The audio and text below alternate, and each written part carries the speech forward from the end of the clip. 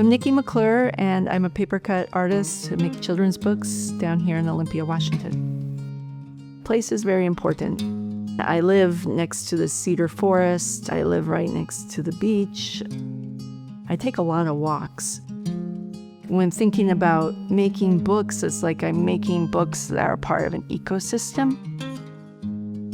I can remember my home library, I can remember my elementary school library, and there were places that I just hung out, surrounded by books, and I felt just really comfortable. I think my desire to make a children's book kind of comes from that.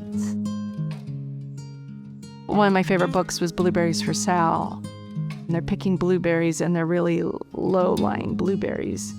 But my memories growing up in Puget Sound area is the blueberry bushes are huge. You know, you get lost in them. I kind of felt like my experience wasn't found in any of the books.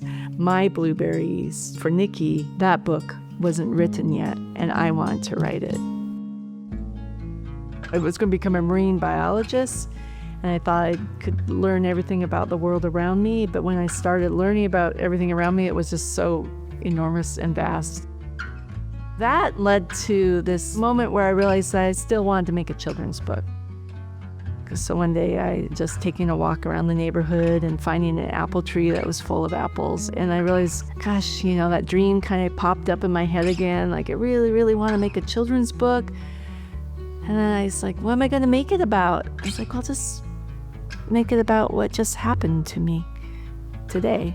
And I sat down and made Apple, which was my first book.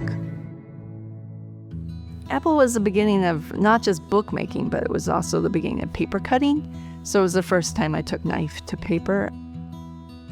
The process was relatively quick compared to like linoleum carving or scratchboard or things I had been doing and experimenting with. And it was like immediately gratifying. It felt like this is what my brain wants to do. It was very harmonious. I didn't draw it out. I just cut a picture and then asked myself what happens next. And then I cut the next picture, what happens next. That was really expanding to me, to realize the potential of images within a book, that images build on each other. Each book led to the next, each book led to the next.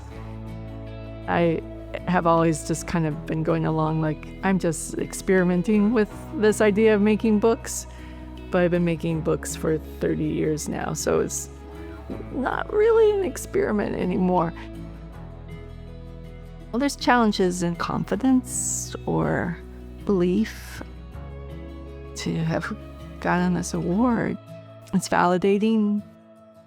It's nice to be recognized amongst a community of people who make phenomenal work. I'm a bit of a hermit creatively, so it is nice to hear that my little peeps from this forest have been heard. I didn't think I'd still be doing this. I'm really happy that I am. Looking back, I realize I'm still kind of making the same pictures, but better.